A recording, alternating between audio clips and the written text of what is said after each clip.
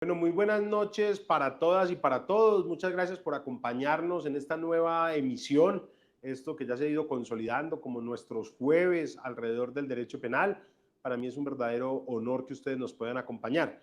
Esta es la segunda emisión de esta franja que pretende analizar casos penales. La primera emisión fue alrededor del caso de EPA Colombia.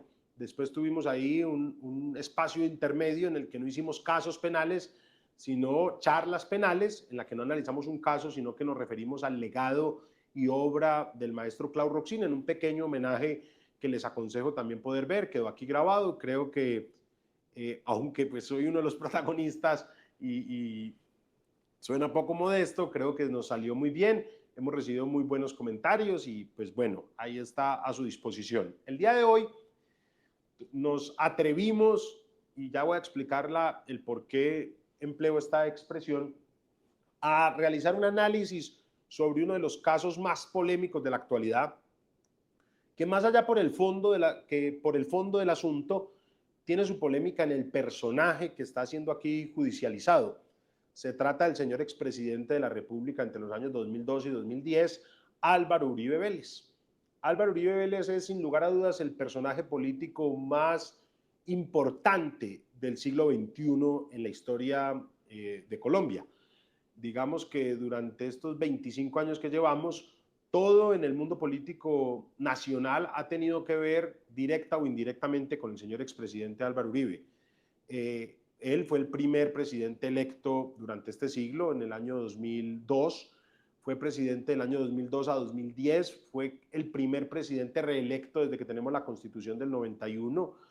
Pero además él deja a su sucesor, que es Juan Manuel Santos, pelea con su sucesor Juan Manuel Santos, y logra que después de Santos siga el presidente Duque, que es del partido del presidente Álvaro Uribe, del expresidente Álvaro Uribe.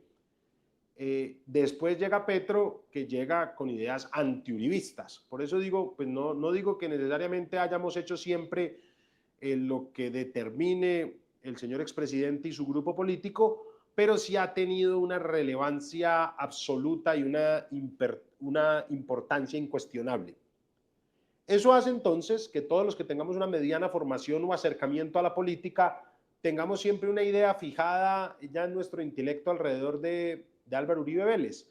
Y eso genera que cuando escuchamos una opinión de este caso o cuando vemos algo de este caso, al mismo tiempo la estamos pasando por un tamiz, por un filtro ideológico en el que nuestras conclusiones casi siempre están permeadas por el concepto que del personaje tenemos. Eh, sí les quiero confesar que yo también tengo un sesgo, pero mi sesgo no es ideológico hacia a favor o en contra del señor expresidente.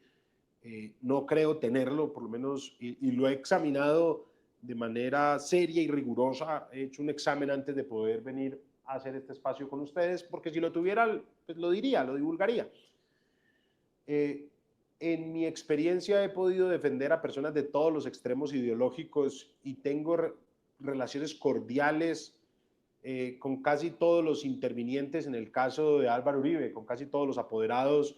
He tenido en alguna oportunidad algún contacto y siempre ha sido cordial, respetuoso. Son todos colegas que admiro, reconozco que están allí porque ese es nuestro oficio y también porque esas son las líneas ideológicas que ellos escogen y está bien. Entonces, no tengo esa clase de sesgo, pero sí tengo un sesgo que es con el que yo analizo cualquier caso. Ese sesgo es que, a mi modo de entender, las garantías judiciales son para todos los ciudadanos en igual entidad, en igual importancia, con la misma rigurosidad. Es decir, yo intento que no porque el que se esté juzgando sea adversario, enemigo, sea un contrario, una minoría o una mayoría, tenga una reducción de sus garantías judiciales. Eso me implica un sesgo, pero entiendo o quiero justificar que es un sesgo coincidente con lo que establecen los tratados sobre derechos humanos. Recordemos que para condenar a una persona tiene que haber un convencimiento más allá de toda duda, Recordemos que la carga de la prueba está en el órgano de persecución penal, es decir, en la Fiscalía General para nuestro caso, en los ministerios públicos para otras naciones latinoamericanas. Recordemos que tenemos un montón de principios limitadores del poder penal. Ese sesgo espero siempre mantenerlo y custodiarlo, y creo que ese sesgo es coincidente con el estado de garantías.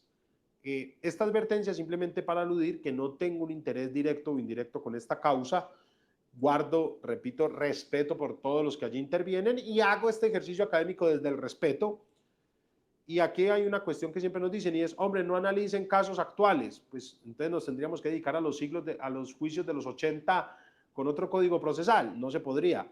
No analicen casos de su país. Ah, bueno, entonces dediquémonos a hablar siempre del hombre que va a cazar un venado y termina matando a un amigo disfrazado de venado, y como aquí no tenemos venado, pues los estudiantes creen que los penalistas enseñamos son disparates.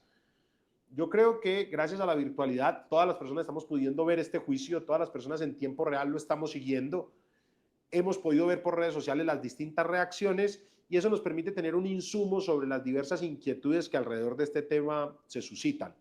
Y es en ese marco que realizo esta pequeña intervención desde la modesta posición de un profesor universitario y divulgador judicial que pretende simplemente participar activamente del debate, dar mis puntos de vista con los argumentos que considero correctos, estando dispuesto a que los argumentos contrarios también sean expuestos y por supuesto, abrirnos a la opinión. Yo sé que digamos lo que digamos aquí, lo más seguro es que los unos nos van a decir antiuribistas, recalcitrantes, que quieren ver un linchamiento en contra del señor expresidente, y los otros nos van a decir uribistas, férreos, recalcitrantes, que quieren que se absuelva al presidente, haga lo que haga o haya hecho lo que haya hecho, etc. Entonces no vamos a salir bien librados ante los fanáticos. Eso es parte del juego, eso es parte del asunto y hay que asumirlo también, pues, y tampoco es una novedad. Para esta intervención, en la oficina, que pues, el grupo de la oficina me ayudó a prepararlo y a darle a esto cierto orden y cierta consistencia, aquí tengo unas noticas que es como en el orden en el que iremos, hay unos fragmentos ya listos para ser presentados acá, esperemos que todo salga muy bien. Lo primero que vamos a hacer es una síntesis del caso, es decir, si usted se acerca a esto y todavía no entiende por qué es que este caso existe desde los hechos, cuáles son los hechos que están aquí en disputa, eso le va a ser muy útil. Después una breve síntesis mejor, del proceso. De ahí voy a hacer un comentario sobre la prescripción, a explicarles qué es la prescripción y por qué es un asunto importante a tener en cuenta aquí. Después voy a dar una opinión sobre el fondo del asunto, para aclarar, porque viendo en las redes sociales parece que las personas creyeran que esto es como un partido de fútbol, en el que mientras más puntos haga el uno, pues va ganando, y mientras menos puntos haga el otro, va perdiendo. ¿Y qué es un punto? Pues una pregunta corchadora, que un testigo dice no recordar, que un testigo mira para arriba, que un testigo bosteza, y salen los seguidores de lado y lado. He visto que en esto se han repartido de manera esforzada, no hay ambos están haciendo exactamente lo mismo, que salen a decir que su hipótesis va venciendo por este fragmento y por este otro fragmento. Y entonces les voy a explicar un poquito que eso no es así. Allí también haré un comentario sobre un enfoque estratégico que debemos tener en cuenta para este análisis. Después, vamos a hablar sobre las pruebas que han sido decretadas, unas por la señora jueza, otras por el tribunal, ya les voy a explicar eso. Y vamos a hablar de algunos detalles de cosas de cosas inusuales para las personas que han visto que han ocurrido. Para los que tenemos cierta experiencia judicial son absolutamente normales, otras sí son inquietantes, vamos a dar nuestra opinión sobre ellas y ahí iremos aterrizando en una conclusión preliminar. Si les parece, ese sería el orden escogido. Aquí voy a tener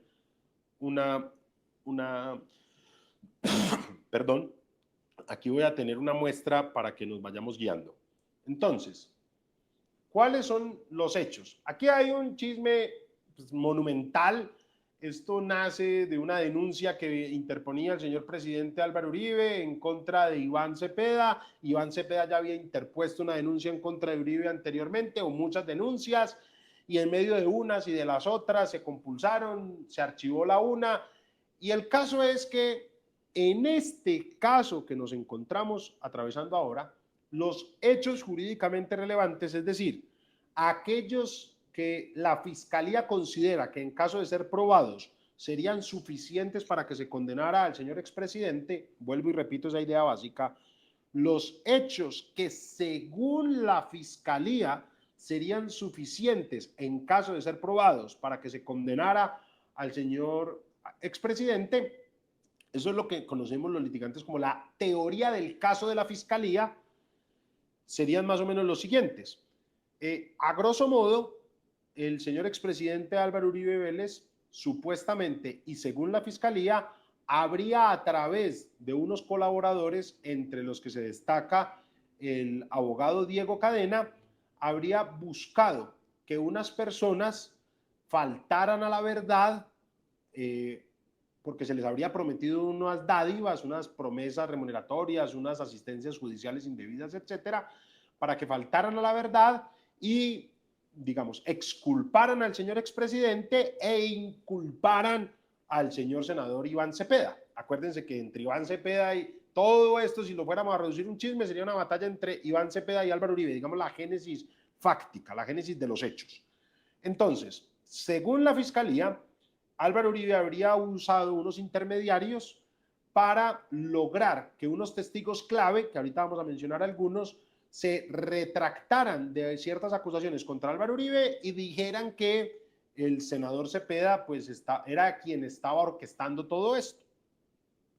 Eso, digamos, vuelvo y les digo, a grosso modo, en unos eventos específicos, resulta que aquí hubo algo muy particular, y es que este proceso comenzó en la ley 600.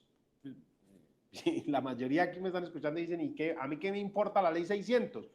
Sí, es muy trascendental. La ley 600 es el código procesal anterior, que es el que todavía se usa para juzgar a los congresistas. Como este proceso inicia cuando Álvaro Uribe Vélez, siendo expresidente, ya era senador, este proceso se lleva por la ley 600. ¿Y qué característica tiene la ley 600? Que tiene una tendencia inquisitiva, lo que quiere decir que la Corte Suprema de Justicia, en este caso la Sala de Instrucción, es la que adelanta la investigación y emana unos autos con contenido acusatorio. Ahorita determinaremos cuáles son esos autos. ¿Por qué es relevante eso? Porque posteriormente se dijo que un acto anterior que había ocurrido entre la ley 600 sería la formulación de imputación del nuevo proceso. Álvaro Uribe Vélez renunció al Senado. Yo sé que esto suena un poquito farragoso, yo lo voy a explicar un poquito más, con más detenimiento, además porque esa no es la médula del análisis de hoy, pero si usted esto no lo entiende, se me va a enredar más adelante. Álvaro Uribe renuncia al Senado. Al renunciar al Senado, como estos hechos no tienen relación con sus funciones como congresista, el fuero desaparece. Profesor, ¿y qué es el fuero? Desaparece esa característica especial de ser juzgado con la ley procesal anterior y por la Corte Suprema, y pasa a ser investigado y juzgado como usted y yo, como cualquier ciudadano de a pie.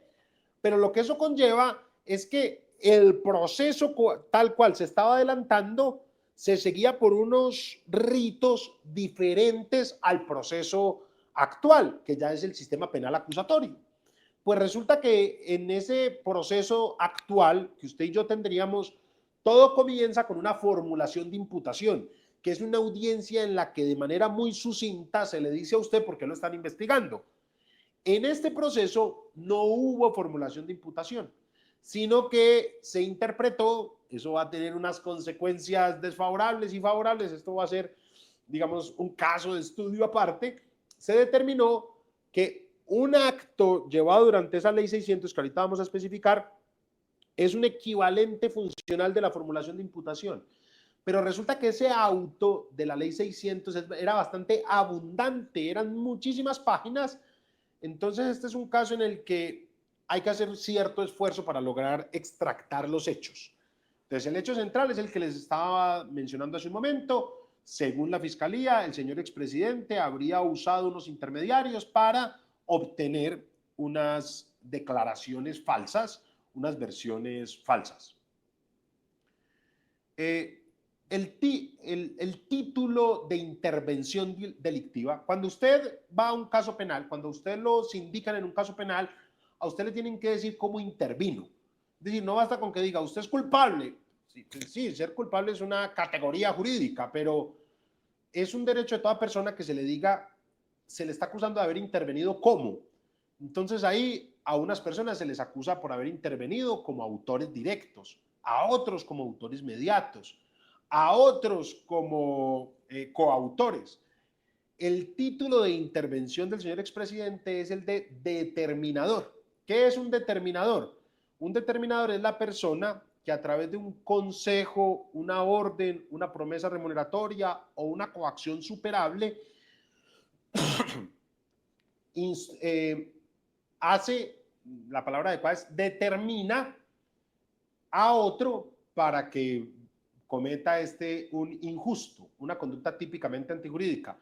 Eso va a tener algunas diferencias entre el injusto y el delito, que no es el momento de determinarlas, pero entonces, la Fiscalía acusa a Uribe de haber determinado a otros para que buscaran estos falsos testimonios, lo que se conoce con unos delitos que son el soborno en actuación penal y el fraude procesal, que van a tener unas características especiales. Entonces, hay unos primeros contactos, hay unos supuestos eventos. Los primeros los llamamos contacto con testigos a cambio de beneficios. Eso serían en los primeros meses de 2017. Supuestamente Uribe Vélez habría, según la Fiscalía, instruido mejor a Diego Cadena para contactar testigos y ofrecerles dinero y beneficios a cambio de declaraciones favorables en su defensa. Después está la declaración de Carlos Enrique Vélez Ramírez del 18 de julio de 2017, en donde Diego Cadena, según la Fiscalía, habría conseguido que Vélez Ramírez firme una declaración en la que acusa a Iván Cepeda de manipulación de testigos a cambio de dinero y asistencia jurídica gratuita. También está la presentación de la declaración ante la Corte Suprema, que es que Uribe Vélez presenta la declaración de Carlos Enrique Vélez en la investigación que se adelantaba previamente para desacreditar las acusaciones en su contra. Entonces ahí se configuraría más o menos el fraude procesal al que también del que también se menciona acá. Hay unos intentos de retractación de Juan Guillermo Monsalve el 21 y el 22 de febrero.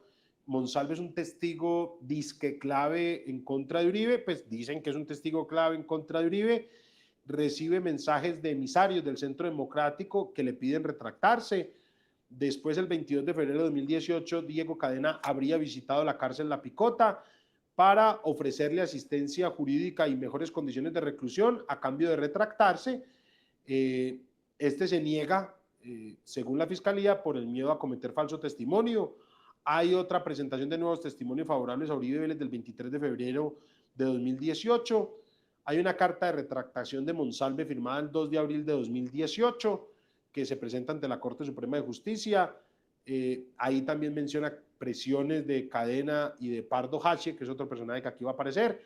Hay un intento de entrega de la carta del 5 de abril de 2018 por parte de Yanira Gómez, que es la esposa de Juan Guillermo Monsalve. Se reúne con un representante de Cadena para entregar la carta, pero finalmente no la entrega. Después hay una grabación de un video de Eurídice Cortés Velasco, es una ex paramilitar que graba un video con acusaciones falsas contra Pablo Hernán Sierra a cambio de dinero y asesoría jurídica gratuita. Todo eso según la Fiscalía General de la Nación. Confirmación del vínculo entre Cadena y Uribe Vélez el 22 de marzo de 2018, y es que Monsalve tenía dudas de si el doctor Cadena iba o no en nombre del doctor Uribe, y por lo tanto un tercero interviene para confirmarlo.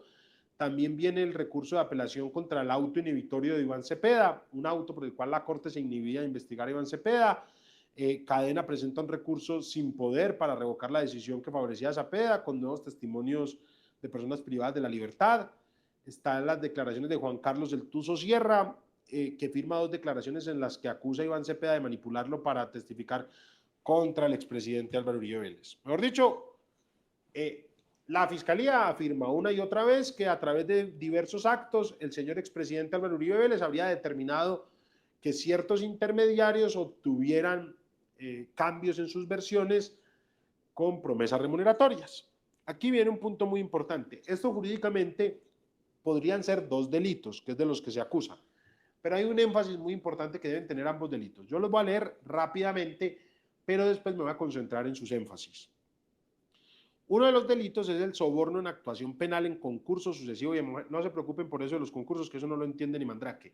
Mentira, aprovecho para hacer una cuña este sábado en este mismo canal, que hacemos unos ciertos videitos, pasado mañana, unos ciertos videos aclarando ciertos temas. Vamos a hablar de los concursos de delitos, vamos a explicar qué es esto de concurso sucesivo, homogéneo, todas esas cosas que creo que puede ser de interés, pero eso es como para los estudiantes y estudiosos del derecho penal. No para muchas personas que quizá ven esto simplemente por querer tener unos comentarios adicionales sobre un caso que les genera interés. Entonces el artículo 444A se llama soborno en la actuación penal. Perdón. Y dice, el que en provecho suyo o de un tercero entregue o promesa dinero u otra utilidad a persona que fue testigo de un hecho delictivo para que se abstenga de concurrir a declarar o para que falte a la verdad o la calle total o parcialmente, incurrirá en prisión de 6 a 12 años. Y el fraude procesal es el que por cualquier, ese es el artículo 453, el que por cualquier medio fraudulento induzca en error a un servidor público para obtener sentencia, resolución o acto administrativo contrario a la ley, incurrirá en prisión de 6 a 12 años. Es decir, la multa de ambos delitos es la misma. La pena de ambos delitos es la misma, de 6 a 12 años. Ojo, ambos delitos, y esto es algo muy importante, que es el quid en verdad del asunto. Ambos delitos requieren de una falsedad. Ambos delitos van a requerir que la persona esté persiguiendo doblar la justicia. Usted me va a decir, profesor, entonces darle plata a alguien para que dé testimonio no es delito. No. Ofrecerle a alguien 1 millón, 2 millones, 100 millones, 1000 millones, 10.000 millones, 50.000 millones para que declare es delito. No. Ofrecerle a alguien presentar un recurso X, Y, Z para que declare es delito. No. El delito requiere como elemento esencial que esa promesa remuneratoria, que ese dinero, que esa dádiva, que esa recompensa sea con uno de dos objetivos. Decir mentiras o no decir la verdad. Porque no decir la verdad es un equivalente de decir mentiras para nosotros los penalistas. El delito de falso testimonio, por ejemplo, consiste en decir una mentira o callar una verdad. También se puede configurar si yo le doy plata a alguien para que no declare. No, tome 100 millones y pierdas y usted por allá no vaya y dígale a la fiscalía que usted no puede ir y no vaya a comparecer por nada del mundo. Eso sí podría configurar el delito. Si no fuera así, y esto hay que decirlo con toda franqueza, muchos estimados colegas de la Fiscalía General de la Nación, por ejemplo, estarían enfrentando acusaciones de esta naturaleza. Porque la fiscalía en muchos casos le dice a la persona, colabóreme como testigo y le doy un principio de oportunidad. Es decir, hago que el Estado lo deje de perseguir por unos delitos que usted sí cometió. O sirva de testigo y lo metemos en un programa de apoyos. O sirva de testigo y accedemos a un preacuerdo. O sirva de testigo y X, Y, Z, protección, etcétera. ¿Por qué la fiscalía cuando realiza estos comportamientos no comete un delito? Y alguien dirá, pues ¿por qué es la fiscalía? No. En este sistema, aunque a veces es ficcional, aunque a veces es una construcción bastante ficticia, y ahí recomiendo la charla del profesor Iván Cancino sobre la igualdad de armas, y también recomiendo un artículo en paralelo en contradicción con este planteamiento, que es el del profesor Carlos Andrés Guzmán, que es también sobre la igualdad de armas, que él prefiere denominarla igualdad de oportunidades, pero ese no es el debate. El caso es que en este sistema, el hecho de que usted sea parte de la fiscalía simplemente quiere decir que usted es parte de la fiscalía, porque la fiscalía aquí no tiene poderes jurisdiccionales que lo habiliten a ir ahí haciendo cosas que quién sabe que ni qué. No. La razón por que nuestros queridos colegas fiscales no cometen absolutamente ninguna conducta delictiva cuando le ofrecen ciertas recompensas a un testigo para obtener de él una versión es que precisamente estas recompensas son para lograr que él declare. Es decir, de una u otra manera se está ayudando al ejercicio de la justicia, porque se está buscando es que una persona que no quiere declarar vaya y declare.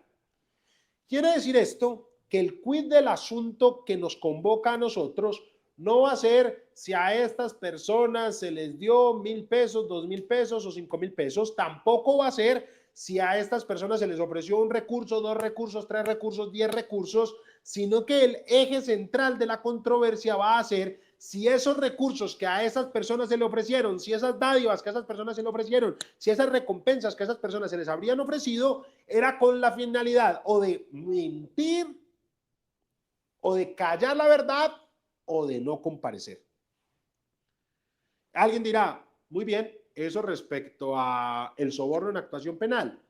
No siendo así, discúlpenme, no siendo así respecto a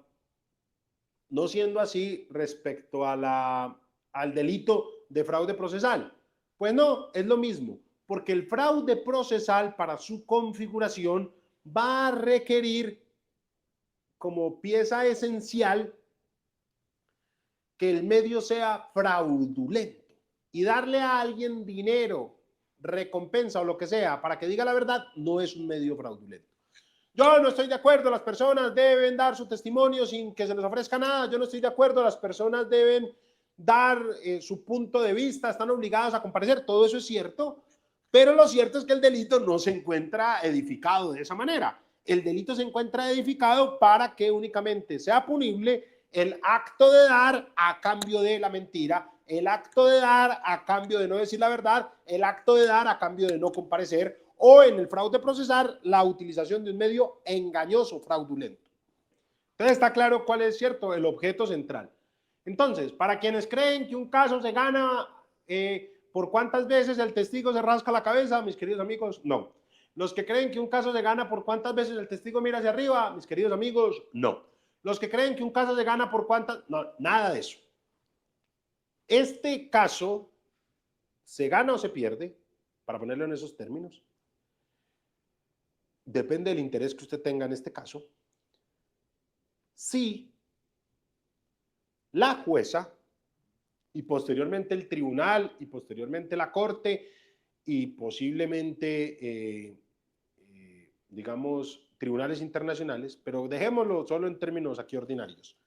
Si la jueza, si el tribunal, si la corte posteriormente, encuentran probado que el señor expresidente habría determinado a otros para que a través de promesas remuneratorias u otros beneficios se obtuvieran versiones falsas a sabiendas de que se estaban pidiendo versiones falsas.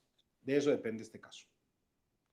Este caso no depende, con todo el respeto, de nada más. El fondo del caso. Hay otras vicisitudes procesales que también ahorita las vamos a comentar, pero el fondo del caso, la inocencia o la culpabilidad va a depender de esto. Este proceso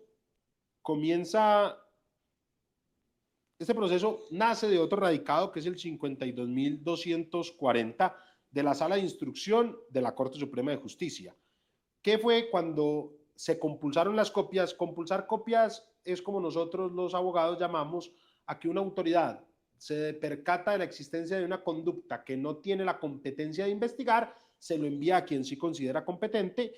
Entonces estaban investigando a Iván Cepeda por unas denuncias que se habían interpuesto en su contra, se determina que él no, se inhibe la investigación contra él y se compulsan copias para que se investigue a Álvaro Uribe Vélez. En esa compulsa de copias empieza el proceso contra Álvaro Uribe Vélez y resulta que ahí se hace una indagatoria y en esa indagatoria se decide, tras esa indagatoria mejor, se decide privar de la libertad al señor expresidente a través de un auto, pero era un auto que tenía una finalidad especial en una actuación determinada, en el que tiene una razón de ser esa manera de construirse.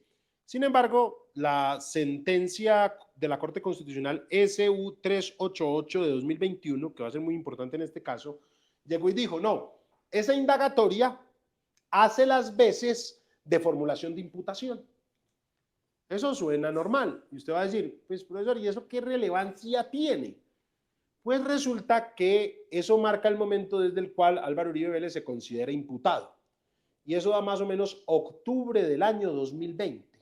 ¿Y qué ocurre? Que la prescripción, ¿qué es la prescripción? El tiempo máximo que tiene el Estado para juzgar al señor expresidente Álvaro Uribe Vélez, una vez se imputa, es la mitad de la pena.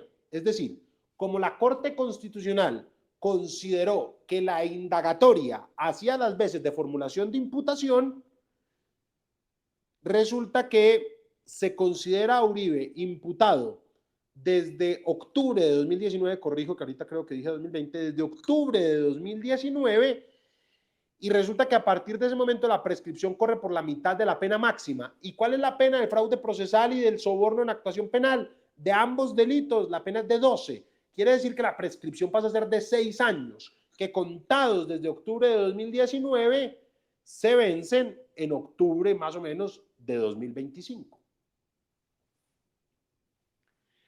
Ese vencimiento de ese plazo hace que entonces estemos ante un proceso que, si no quieren que prescriba, tiene que correr a la velocidad de la luz. Y muchas veces la velocidad de la luz, metafóricamente, implica que se corra más rápido de lo que se debe correr y que no se observen todas las formas que en ocasiones se deben observar. Y por eso es que, por ejemplo, la apelación al auto que decretaba y no decretaba pruebas salió rápidamente. Aquí todo se ha resuelto de una manera veloz, por eso es que el juzgado separó un montón de fechas para que se hiciera de manera seguida. Eso normalmente no acontece. Normalmente las audiencias se llevan bastantes días las unas de las otras, pero eso está causando cierta, ya en mi opinión, cierta velocidad que sí está menoscabando el cumplimiento de ciertas garantías. Y ahorita vamos a expresar algunas de ellas. Aquí, entonces, quiero hacer un comentario sobre un asunto muy importante de las técnicas de litigación. Antes de las técnicas de litigación están las estrategias de litigación. Cuando uno va a litigar un caso y desde el punto de vista estratégico debe decidir el tono, digamos, la actitud, la cantidad de recursos, la cantidad de intervenciones, etcétera, hay dos polos que explican las diversas estrategias que uno puede tomar. Y esto lo explicamos en algunos cursos de C-School. Un polo, que es el que más solemos aplicar, son las estrategias conniventes o de la connivencia. Y el otro polo son las estrategias de la ruptura. Obviamente son dos polos. Nunca se está en ninguno de los dos extremos.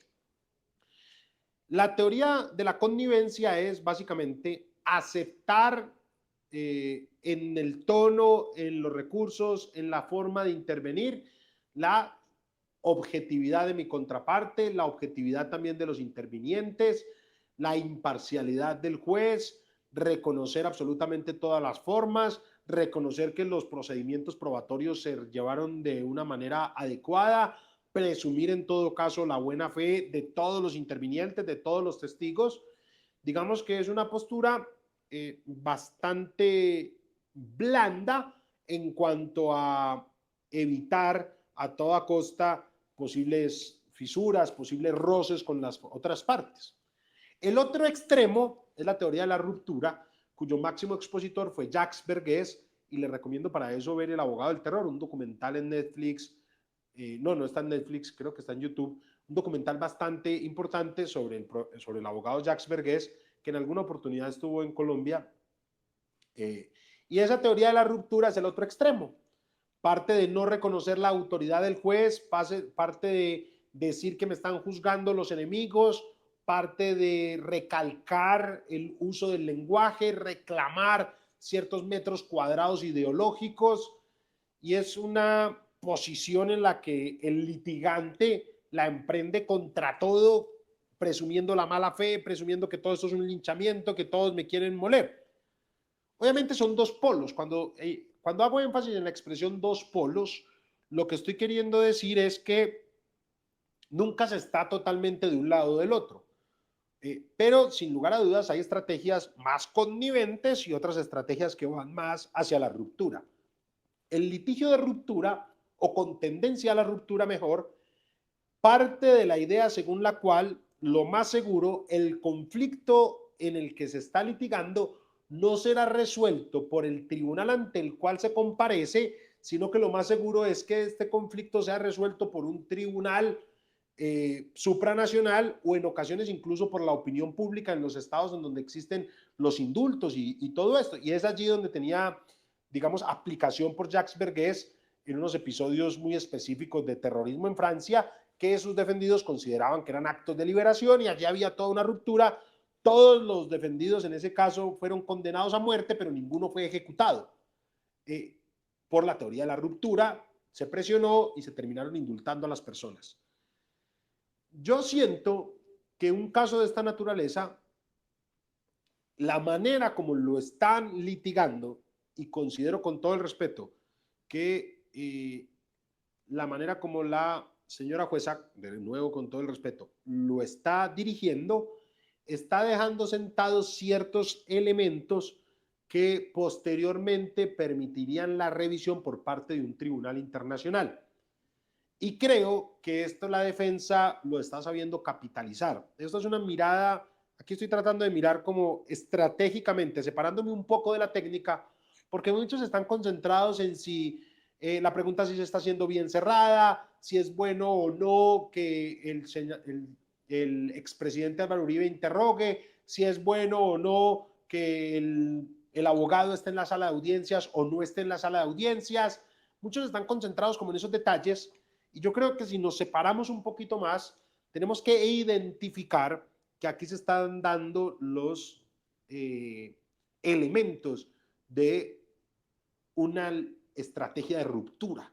No, ni más faltaba, estoy queriendo insinuar que se esté poniendo en duda todo el sistema judicial, por eso es que son dos polos, nunca una estrategia está totalmente a ningún lado, pero hay dos episodios que me parece que así lo dejan ver. Primer episodio, la recusación.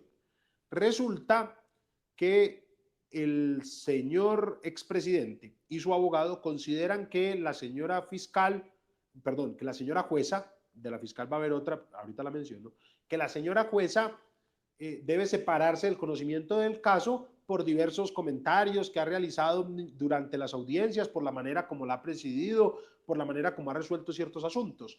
Si usted me pregunta a mí, yo creo que no. Yo creo que la motivación de esa recusación no fue suficiente, o por lo menos no tiene la entidad suficiente para acreditar que ella deba separarse del caso. Es decir, yo estoy de acuerdo con el fondo de la postura que tomó la jueza. Sin embargo, la señora jueza posiblemente, y esto ya es aquí una especulación, posiblemente por el riesgo de prescripción tan próximo, que no, ojo, el riesgo de prescripción aquí no es por una maniobra dilatoria de la defensa, sino por una interpretación que se hizo en su momento contraria a los intereses de la defensa. Esto hay que recordarlo. Quienes sostenían que la indagatoria hacía las veces de imputación eran los contrarios al señor expresidente. Fueron ellos los que lograron que la indagatoria hiciera las veces de imputación, y por eso estamos con el término de prescripción aquí tan cerca. Entonces tampoco fue pues una maniobra. Entonces, seguramente amenazada por la prescripción, dice, yo no le puedo dar trámite a esta recusación, y la rechaza de plano. ¿Qué es rechazar de plano? Rechazar de plano es cuando usted dice, lo que usted está planteando no es razonable, no tiene ningún fundamento, no tiene ningún sustento, es una maniobra dilatoria, entonces yo no le voy a dar trámite a la recusación.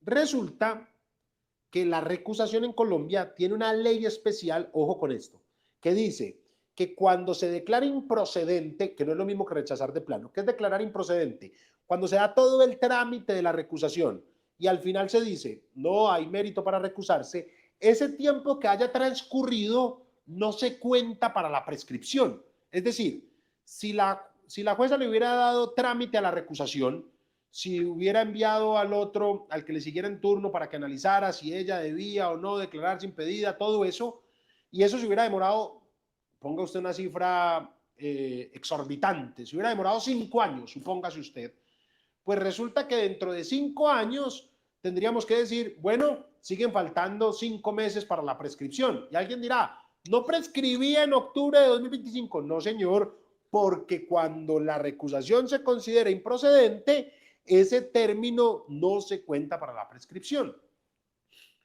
Entonces, creo que era una oportunidad de lujo para darle el trámite que seguramente no sería satisfactorio para los intereses de la defensa, porque yo no considero que se haya acreditado que ella tiene un interés directo o indirecto en la causa o que su imparcialidad desde el punto de vista objetivo esté minada. Hubieran logrado ese objetivo, pero respetando las formas, pero no rechazándolo de plano. Después se interpone una tutela y es que llega una tutela, esa tutela tiene una medida previa, el magistrado que la está conociendo se declara impedido porque en alguna oportunidad una de las víctimas o de quienes se consideran víctimas, el doctor Montealegre había nombrado a una pariente, creo que a la cónyuge, o no sé, a un pariente cercano, creo que sí era la cónyuge, en un cierto cargo, entonces que eso podría dañar su imparcialidad. Bueno, después Montealegre salió y lo denunció también. Aquí hay denuncias para todo el mundo, pero bueno. Y ahí hay un terreno bastante nebuloso que yo creo que es un punto a favor de la ruptura, es decir, de que el día de mañana esto lo analice una autoridad internacional. Posteriormente, el señor expresidente tenía una diligencia ante la Corte Suprema de Justicia a la que tenía que asistir de manera personal, una conciliación, entiendo, pero y pidió que se aplazara la diligencia y no se le concedió el aplazamiento del juicio por considerar que él tenía otros abogados que podían comparecer. Y eso es cierto. Sin embargo, el señor expresidente ha hecho un uso activo de su defensa material. La defensa en Colombia y en la mayoría de países se compone de 2 personas, a veces más, pero unas personas representan la defensa material, que son los acusados, y otras personas la defensa técnica, que somos los profesionales del derecho que los asistimos a ellos. El presidente Álvaro Uribe por eso es que contrainterroga, por eso es que interviene, por eso es que realiza manifestaciones, porque él tiene a su favor el ejercicio de la defensa material y en ese ejercicio de la defensa material puede realizar esos cuestionamientos. Yo considero entonces que si la máxima autoridad ordinaria estaba citando al señor expresidente a una diligencia presencial, se tenía que posponer por lo menos la diligencia de ese día, pero no se dio la autorización. Eso me parece a mí sigue sumando puntos en la revisión internacional del caso.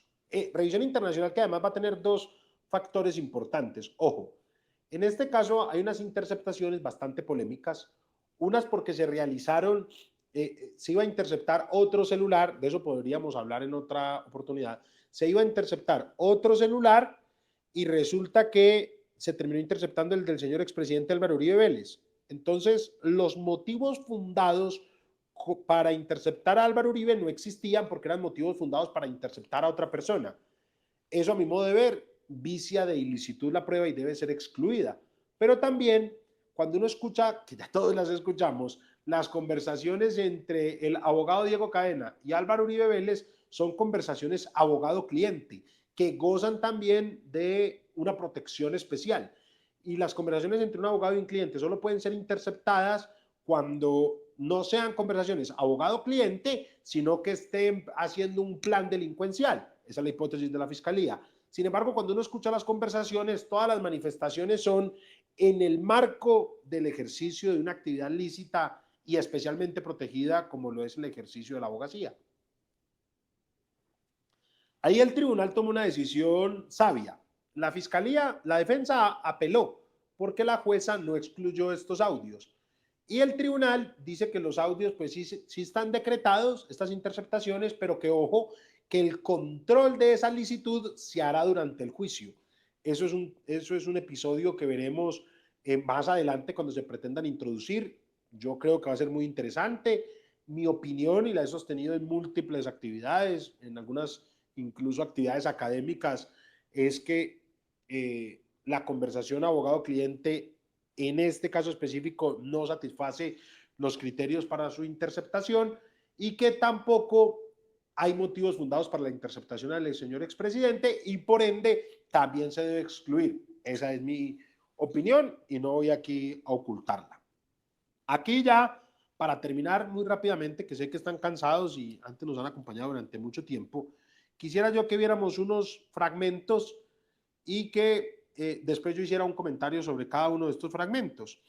El primer fragmento es este, el del agente del IMPEC.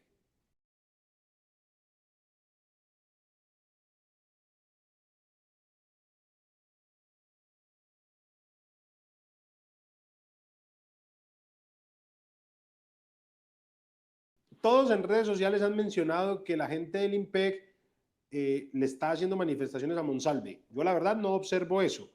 Yo lo que observo allí es que pues, la gente del IMPEC está chateando. Yo creería que la gente del IMPEC ni siquiera debería estar ahí, debería estar en algún otro lugar, pero por una cuestión pues de estética de la diligencia en la que creo que menoscaba al declarante que haya una persona como recordando siempre, como que en toda imagen se recuerde que él está privado de la libertad. Y creo que hay otras condiciones, creo que hay otras formas de garantizar allí la seguridad. No veo que le esté haciendo una seña, veo que en una u otra oportunidad se hablan, se sonríen, etcétera, y es absolutamente, en mi humilde punto de vista, normal.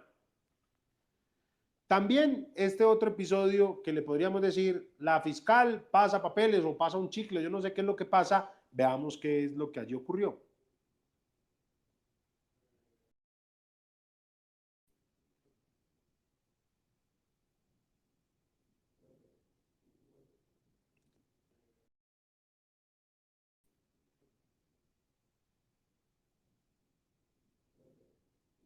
Aquí, pues la señora fiscal sí se ve que pasa, algo como que se le cae la mano, el otro señor como que lo toma. Yo ahí no veo nada de misterio, porque empezando que la fiscal puede pasarle pues, documentos a los demás que estén allí. Y esto es algo muy normal, que sobre lo que creo que es falta de pedagogía de lo que vemos normalmente en las audiencias. En las audiencias es completamente normal que las personas se pasen papeles, documentos, pues si usted está con un chicle se lo pasen, incluso entre partes contrarias. Uno muchas veces le puede entregar un documento a la fiscalía a uno. Pues yo la verdad no veo misterio, me parece un poquito curiosa la manera como lo entrega, pero esto ni es un documento, ni es nada así, y creo que hay suficientes motivos para interpretarlo de manera negativa, pero también suficientes motivos para interpretarlo de manera positiva o inane. Entonces ya dependerá del prejuicio de cada cual cómo lo interpretan. Pero la verdad, creo que ahí no está el quid, eso no es un asunto relevante y es un poquito como de la picaresca de que este juicio esté tan televisado. Esta expresión del testigo que muchos decían que le estaban dando la orden de lo que tenía que decir, veámosla. La primera cosa que tengo que aclarar es que la semana pasada, o la semana anterior a la pasada, la Fiscalía me citó para darme una serie de instrucciones sobre cómo se realizaría la audiencia de hoy. Me dijeron más o menos qué tipo de preguntas me iban a hacer y más o menos qué respuestas debía dar. Yo les pregunté si la señora fiscal no estaba presente. Había otros dos fiscales. Yo les pregunté y qué sucedería si yo no asistía. Y me dijeron que... Entonces aquí el testigo mencionaba, muchos decían, es que ahí él dijo que le dijeron lo que tenía que decir. No, no, no. Él lo que está diciendo es que lo llamaron y le dijeron las preguntas que le iban a hacer y más o menos cómo debía responderlas. Pero eso es absolutamente normal. En un sistema acusatorio, las partes preparan a los testigos. Obviamente no preparan sus testimonios, no los aleccionan sobre lo que deben declarar, decir, pero cuando hay declaraciones previas, cuando hay entrevistas, cuando hay otras versiones, es muy normal que la fiscalía llame al testigo y le diga, señor testigo, lea esto fue lo que usted dijo, lo que le vamos a preguntar es esto, esto y esto, usted nos va a explicar más o menos cómo se conoció con él, cuáles son los momentositos, le vamos a preguntar por esta y esta fecha, usted nos va a decir lo que recuerda, eso es completamente normal. Obviamente nos van a linchar los seguidores del señor expresidente porque este estribillo lo han usado para decir pues que aquí hubo un aleccionamiento de la fiscalía. Considero que no. Aquí hubo un trino del señor expresidente Álvaro Uribe Vélez en el que mencionaba que a él le estaban diciendo que tuviera cuidado porque entre la representación de víctimas y la fiscalía se intercambiaban documentos y conversaban y le entregaba el uno al otro. Eso no solo es normal, es además para lo que está diseñado el sistema judicial. En nuestro sistema, los representantes de víctimas no son partes e intervienen únicamente a través de la fiscalía. Es absolutamente normal que tengan comunicación directa, que se intercambien documentos, que se digan cosas, que se susurren. Obviamente tienen que intentar guardar todo el decoro, pero es totalmente normal. Que el acusado esté interviniendo. Veamos al señor expresidente Álvaro Uribe Vélez cómo realiza en algunas ocasiones contrainterrogatorios. Presente el testigo, por favor. Señor Romero. Gracias, señora juez. ¿Va a hacer uso del contrainterrogatorio ejerciendo su defensa material? Sí, señora juez, con su venia. Proceda, por favor. Señora juez, voy a formular solamente una pregunta. He pensado muy bien para ubicarla en el marco temático que propuso la señora fiscal en las preguntas que hizo. Respetuosamente, doctor Romero, en algún momento el doctor Cadena propuso, insinuó, comentó, sugirió que se callara o se mintiera, bien por cuenta suya o en mi nombre. Esto es normal. El señor expresidente está ejerciendo su defensa material. Desde el punto de vista técnico, unos lo pueden aconsejar, otros no. Mi invitación es, ojo, este caso no lo podemos mirar con la técnica de manual, de sí o no, cierto sí o no, recuerda usted tal cosa, porque este no es un caso de manual. Esta acción que está haciendo el señor expresidente es una acción estratégica más que técnica y es propia de estos juicios paralelos sobre el que ahorita haremos algún comentario. También este otro video en el que Eduardo Montealegre de manera recurrente realizaba esta presentación. Soy Eduardo Montealegre Linet, identificado como estoy ya en el proceso, soy víctima de los delitos de fraude procesal y soborno cometidos por Álvaro Uribe Vélez. Yo creo que le asiste razón al doctor Jaime Granados cuando reclama de la jueza que le impida al señor Luis Eduardo Montealegre. Él se postula como víctima, ha sido reconocido como víctima, pero eso es algo muy importante aclarar. Que lo reconozcan como víctima no quiere decir que haya habido delito y que él haya sido víctima, sino que se le reconoce su condición de un interviniente que se llama víctima. Mi opinión siempre la he manifestado, es que en un estado en el que se presume la inocencia, se debe presumir que la persona no es víctima. Creo que es la consecuencia natural y obvia. Pero lo que quiero hacer énfasis es que él no necesariamente es víctima, sino que tiene esa condición para intervenir. Digamos que ese es el rótulo para intervenir, pero eso no quiere decir que sea en efecto víctima. Y por más que se considere víctima, y él tiene motivos para considerarlo e incluso se ha analizado y han dicho que los argumentos que han presentado son razonables, considero que hace mal al presentar al acusado como culpable y aprovecha cada presentación como un alegato. Obviamente, alejémonos, miremos esto desde el punto de vista estratégico, esas son manifestaciones propias de un caso paralelo. Ahorita voy a explicar qué es esta noción, pero es propia de querer litigar ante la opinión pública, que es completamente válido y este es un caso que se presta para ello. También hay un trino del senador Iván Cepeda, ya cuando lo fui a buscar no lo encontré. El senador más o menos decía que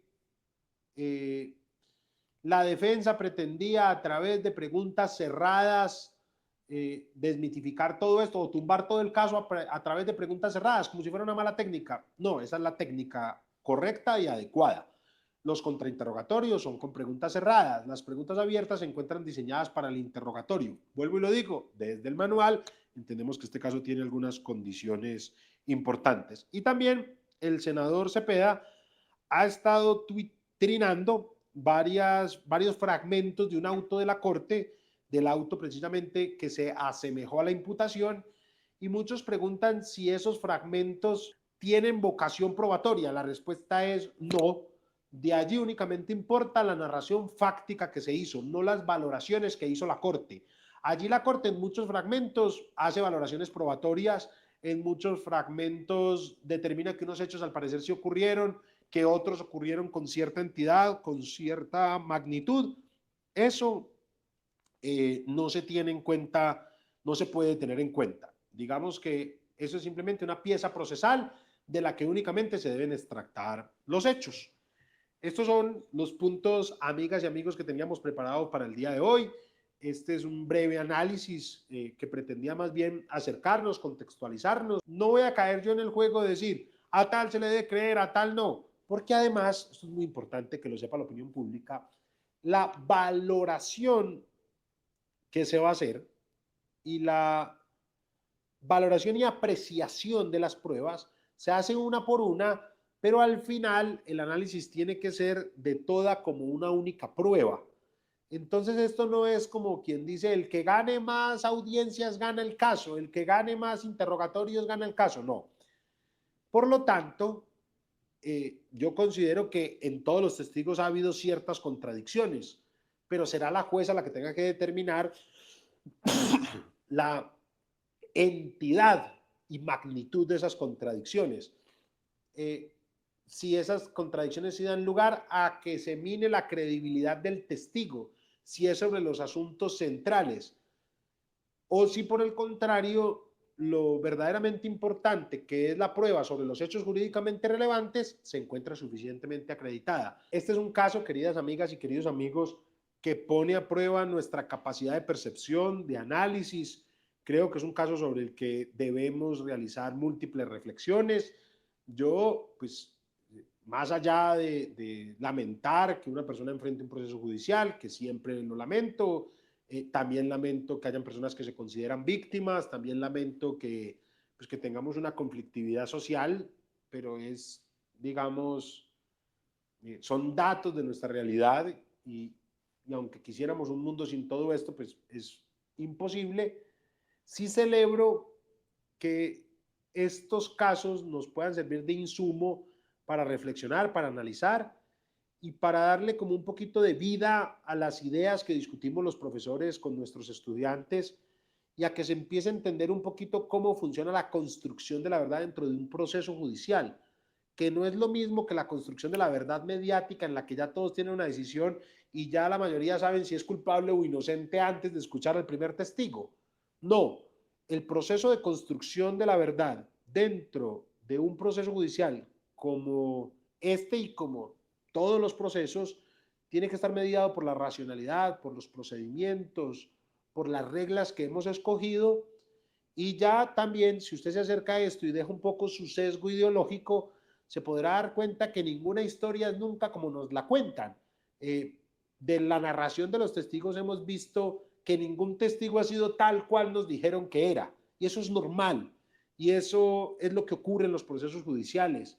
La invitación es a que no se casen con los titulares de prensa, no se casen con los eslóganes, no se casen con lo que simplemente dice una parte, sino aprovechar estas herramientas como la virtualidad, como diversos canales que divulgan las audiencias. Este, como es un caso célebre, pues lo está transmitiendo la W, RCN, todos los grandes canales, pero por ejemplo Focus Noticias es un canal de YouTube bastante importante en el que se transmiten bastantes audiencias todos los días y uno logra ver, la verdad, que en los procesos surgen muchas cosas que ante la opinión no estaban y eso enriquece el proceso judicial, pero que la ciudadanía lo sepa también le ayuda a comprender un poco la labor de los abogados, de los fiscales, de los jueces y el porqué de nuestro rol y cuál es la finalidad que intentamos aquí cumplir, que muchas veces pues, va a tener intereses contrapuestos con sus opiniones políticas y eso está bien, eso enriquece nuestra democracia. La unanimidad no es un valor adecuado. Todos los sistemas políticos que han tendido a la unanimidad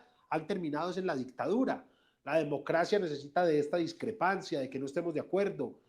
Y asimismo, este canal está abierto para todos los debates que ustedes consideran que debamos tener, todas las discrepancias, y a que logremos encontrarnos en el debate argumentado como escenario común para la resolución de nuestros conflictos.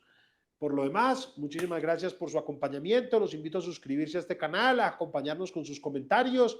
Déjenos saber qué creen que podemos mejorar de estos espacios y, sobre todo, muchas gracias por permitirnos entrar a, digamos, a este espacio tan personal de cada uno y espero que algo de todo lo que hemos dicho les sea de utilidad. Hasta la próxima.